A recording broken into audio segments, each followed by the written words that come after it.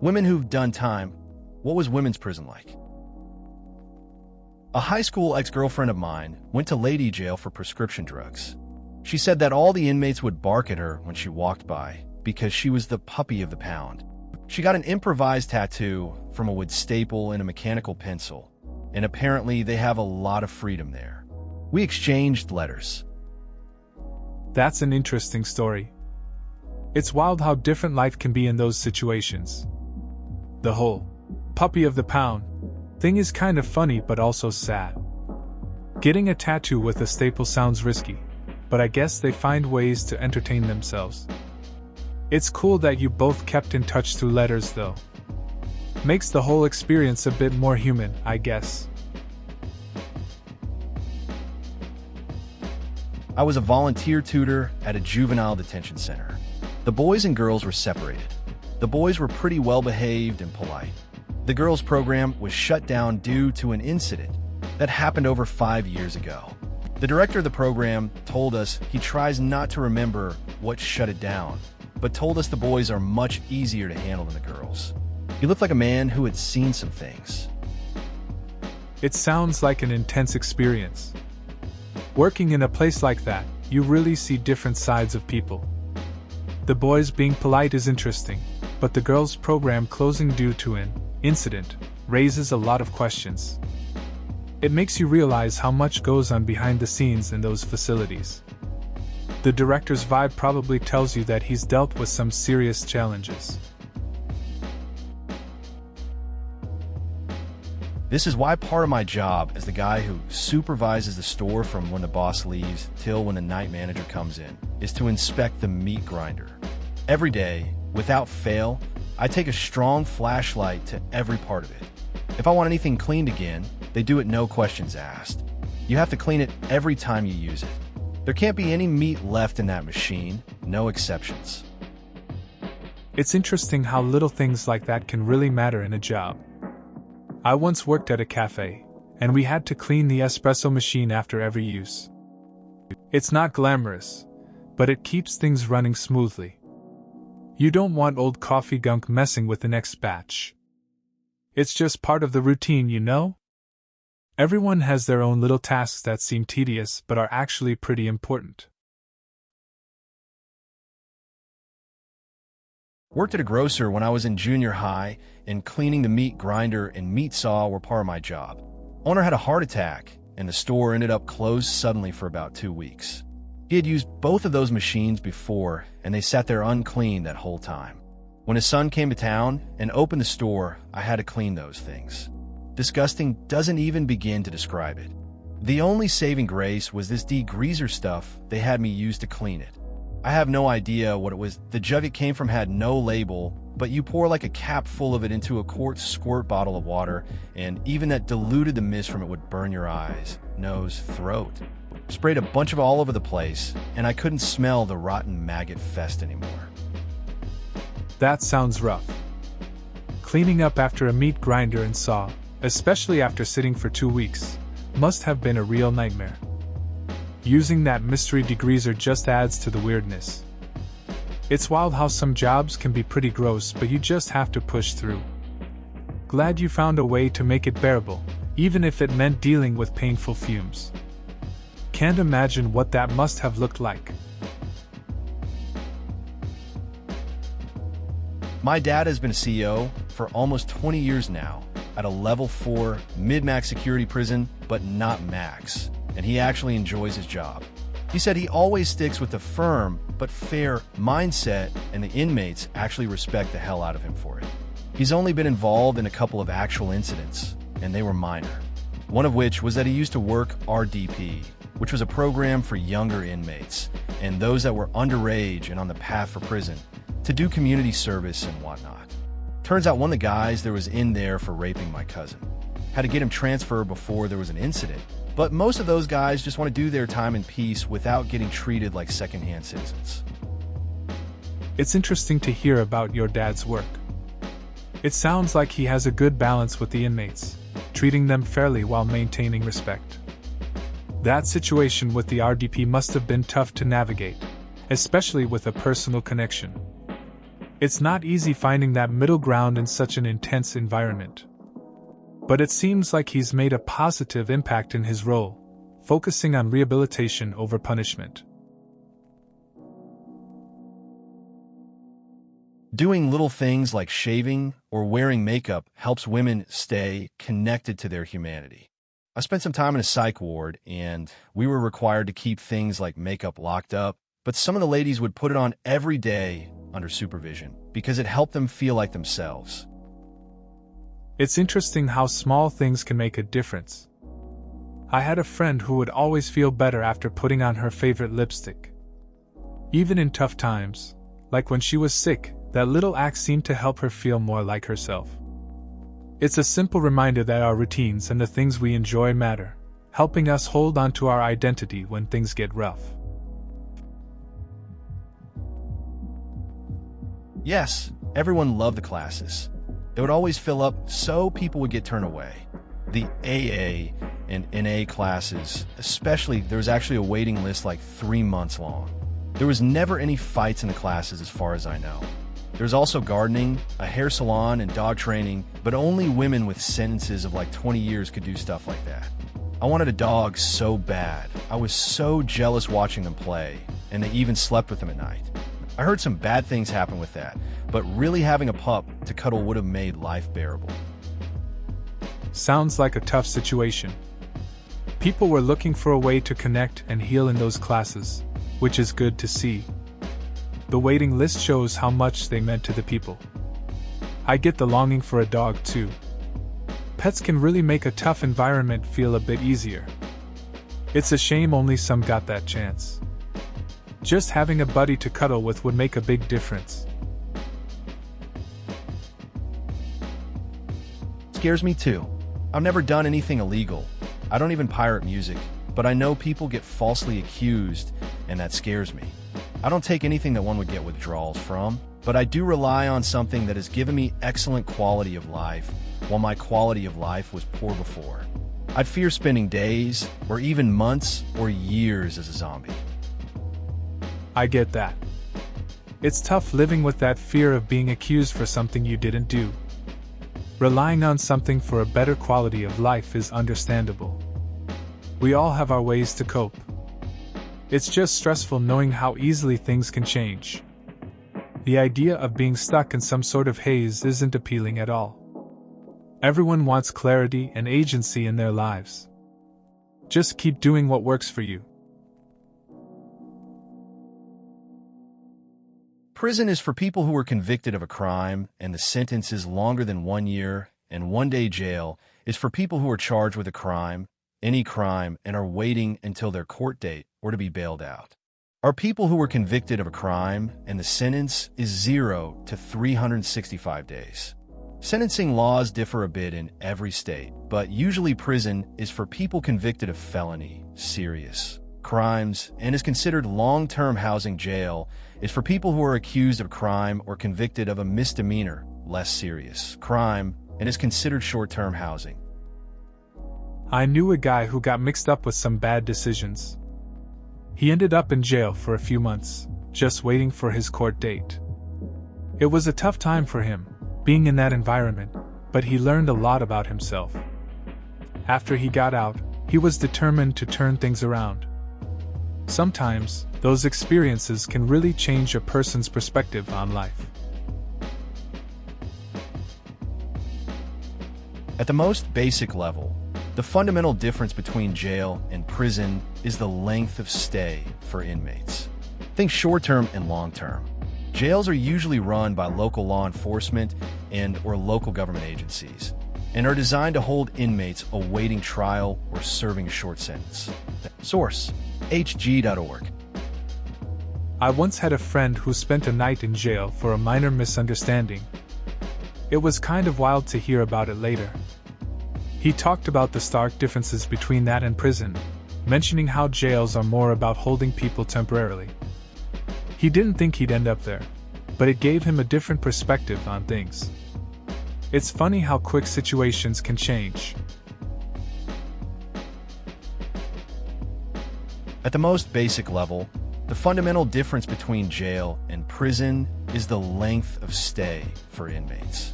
Think short-term and long-term. Jails are usually run by local law enforcement or local government agencies, and are designed to hold inmates awaiting trial or serving a short sentence. Source: hg.org. I remember when a friend got into some trouble and spent a night in jail. It was eye-opening for him. He said it felt like a holding pen, with everyone just waiting for their next move. It got him thinking about choices and how quick decisions can land you in these places. He laughed about it later, but I know it changed his perspective on life a bit. She said I was the only person who was ever kind to her, which, while not strictly true, there were lots of good people in that institution doing their best to help people, was pretty heartbreaking. She and I had an interesting history. She had been in and out a few times over 3 or so years, and had these ridiculously high placement scores, so every time she showed up I wanted to get her in a class, but she kept getting into trouble and becoming ineligible. This bid, however, something seemed different with her. She decided to take treatment seriously, joined the choir, and finally made it to class. One of my best students. I'm sure she got her GED, and I hope she's doing well. It's always something when someone feels that way. You can't help but wonder what they went through.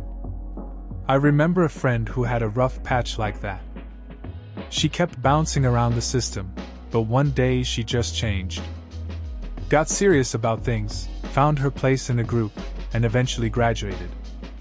It felt good to see her finally succeed. You root for those moments, you know?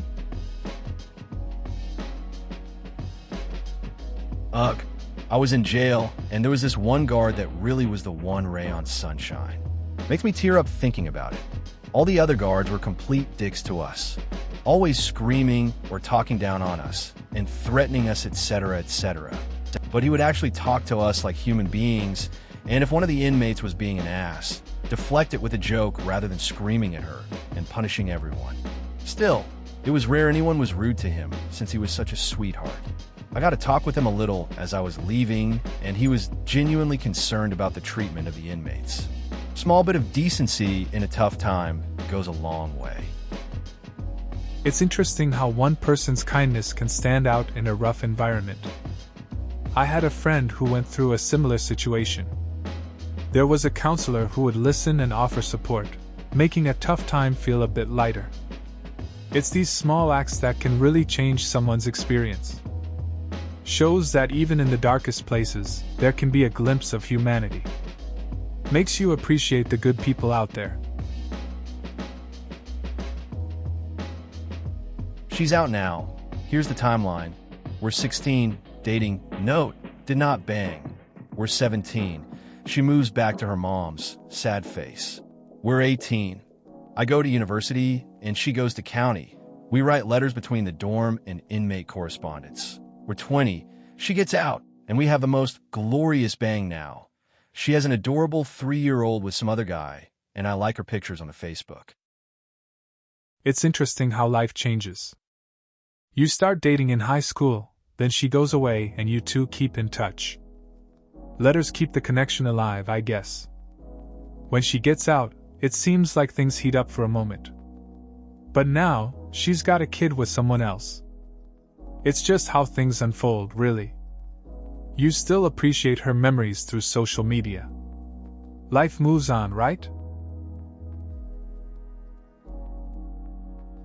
The thing that always makes me cringe while watching that show is how close they allow the inmates to be to them. That and allowing inmates to stand behind them. While watching the first season, I was so uncomfortable for them. I really don't like people standing behind me at all now, and I sort of instinctually track people. My GF called me on it one night while we were making dinner, because as we were both moving around the kitchen, I stayed facing her like a Steadicam. I get that. It's weird when people are too close, especially in tense situations. I remember a time I was at a crowded event, and someone just kept hovering behind me. Made me really uneasy. Now I've picked up this habit too, always aware of who's around me. My friend joked about it once. Said I look like a hawk, always scanning the area. Not the best feeling, but I guess it's just how it is now. No. In fact, we house most side by side, which means one deputy is in charge of both during a shift. For instance, down one particular hallway, there are 3 female units and 3 male units. They don't see each other, it's just how the housing is. We don't have the kind of jail you've seen on TV, though. Those are called direct supervision. Our jail is old, and it's called linear style. It sounds like the setup there is pretty unique. It's interesting how the housing arrangements work, with male and female units close but separate. I guess that can lead to a different environment compared to what you see on shows. And having an older jail style must come with its own challenges. It might not be as open as those flashy direct supervision setups, but I'm sure it has its own dynamics. Oh yeah, worse probably. They serve a cold breakfast and hot lunch and dinner. The breakfasts look fine, cereal and milk with boiled eggs, and usually 2 pieces of bread and peanut butter. The hot meals look absolutely awful though. It's beans as the main component of the main dish 80% of the time. It's all pretty flavorless because it has to be heart smart and low cholesterol and cheap. Edit. Removed word. That sounds pretty rough. I remember a time when I stayed at a camp that had similar meal options. Breakfast was decent, but the lunch and dinner were just bland. It was mostly beans and rice every day. We got used to it after a while, but it definitely lacked variety. Kind of makes you appreciate a home-cooked meal more. It's funny how food can really affect your experience. I remember when I was admitted to the psych ward, the nurse condescendingly told me that I wouldn't be needing my makeup where I was going. I thought that was rude of her. Doing my regular routine of putting on makeup helped me feel normal and more able to face the day, even though I was in the midst of a crisis. That's a tough situation. It's interesting how little things, like makeup, can help you feel more yourself during difficult times. The nurse probably didn't get that. Everyone has their own ways to cope, and it's important to respect that. Keeping a sense of normalcy can make a big difference, even in a place like that. Oh, I see, that is terrible. Yeah, I am not really educated in the subject, but from what I have heard, the whole jail/prison system needs to be completely redone to actually have success at rehabilitation instead of providing an environment that promotes reoffense. Do you mind me asking which country this was in? I get what you mean. It's frustrating to see how systems work sometimes. A friend of mine visited a prison in Norway and mentioned how different it was there, focusing more on rehabilitation. It made me think about how important it is to create a system that genuinely helps people rather than just punishing them. It's not perfect, but it's a start, I guess. I volunteered for a while at a California prison, and the administration was so backwards. We had a room full of free laptops someone had donated. They'd all been set up as non-internet capable, but somehow the warden or someone decided everyone who got one would end up hacking the Pentagon or some shit. As soon as we'd convince one warden, he'd be shuffled out and the next one would come in and we'd have to start from scratch. That sounds pretty frustrating. It's strange how those in charge can make things so complicated. You'd think free laptops would be a step forward, but the constant change in leadership just keeps it stuck. It's like running in circles. The intention was good, but the execution was all over the place. I'd imagine it got difficult to stay motivated with that kind of back and forth happening all the time. This just made me think how hard it can be to be a woman. At least in women's jail/prison 1 would think sanitary products would be within reach. It's bad enough to be there.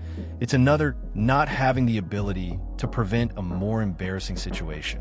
Makes you wonder what happens in countries that have it a lot worse. It's true, being in prison is tough in many ways, and not having access to basic needs like sanitary products can make it even worse. It really highlights how basic rights can be overlooked. You see different situations around the world where people struggle just for basic dignity. It's a reminder of how important it is to advocate for everyone's rights, especially in places that face even harsher conditions. My guys in meat that do the cleanup shifts. They may have no long-term ambition at the company. They may not care about the customer service part of the job as much as I would like, but they are my shining example of willingness to do something because it needs to be done, even if it is boring. Add to that the fact that no one else in a store of 700 plus people takes constructive feedback better than them. I can be having a conversation with them while inspecting, interrupt it to tell them to clean something again, get a sure, and go right back to the conversation. I wouldn't change a thing. Sounds like those guys really know how to roll with the punches. It's interesting to see people who might not have grand ambitions still put in the effort where it counts. Their ability to take feedback without fuss keeps things smooth, too. It's refreshing to have folks like that around, just getting the job done without making a big deal out of it. Really makes a difference in a chaotic environment. The part about more than a year going to prison isn't correct, at least not in Texas. The county jail worked and held guys waiting on their sentencing and then could hold them up to 3 years while the prison made room for them, or whatever. We had some guys come on for unpaid tickets and stay a week. Some got sentenced for murder and stayed 2.5 years while waiting for the prison bus to come get them. That makes sense. Jails really vary in how they operate, especially depending on the state. It's wild to think some guys are just stuck there for so long, often waiting for the system to sort things out. It must have created a strange atmosphere in the jail, not knowing when you might actually get transferred. A lot of time hanging around with nothing to do. That's actually an excellent suggestion. I've given food and money to the homeless, and also read about programs that give homeless women feminine hygiene products. But somehow it escaped me that things like deodorant and haircutting supplies might not be just as essential as basic sanitary needs. Now that I think about it, when you're homeless, the simple act of having to take a shit must be so stressful. You gotta try and sneak into a bathroom in a business somewhere or find a secluded street corner. The whole time people are giving you disgusted looks, and you run the risk of being arrested for trespassing or public indecency. Now I'm thinking about how to put together some sort of kit with scissors, a small mirror, deodorant, and no-wash shampoo/soap. That's a thoughtful idea. It's easy to overlook the little things that seem normal to most of us. I remember a friend who used to put together care packages with essentials for those in need. Simple stuff like soap and deodorant made such a difference. Giving people a chance to feel a bit more human, even for a moment, is really important. It sounds like a good way to help out. It really struck me hard when I first read that. I used to consider things like fashion and makeup and costuming as petty and narcissistic interests. I got that people want to look nice, but those things weren't something that I ever used to get a sense of individuality or self-worth. I've always defined myself by the things I make or do. When I first read this, it finally occurred to me that something like a stick of lipstick can be just as important to someone else for a sense of self-identity as a woodworking project that I just built. Yes, there are certainly narcissistic elements to fashion and makeup, but at the root of it, is building a pond in my backyard. It's interesting how perspectives can shift. I used to think similar things about fashion and makeup, viewing them as superficial. But then I started to see how people express themselves through these interests. It's like how I feel pride in my projects. Everyone has different things that give them a sense of identity. A lipstick can mean as much as a crafted piece of wood. It really makes you think about what self-worth looks like for others. Coincidentally, I was actually already in therapy for generalized anxiety when this happened. And yes, my therapist and I talked long and hard about it. I think the worst part was that I almost got evicted from my apartment for this. You weren't allowed to have a record at all to live there, and you aren't allowed to be arrested while you live there, even if you don't get charges. It was a shit show getting them to let me stay. All in all, I'm pretty shaken up for about 3 to 4 months. But thankfully my life is pretty good these days. It sounds like you went through a pretty tough time. Dealing with anxiety on top of that whole situation must have been overwhelming. The stress of possible eviction can really weigh on you. It's good to hear that you're in a better place now, though. Sometimes these experiences shape us, but it's nice to see you moving forward. Life can throw challenges at us, but it seems like you handled it as best as you could. You explained that perfectly.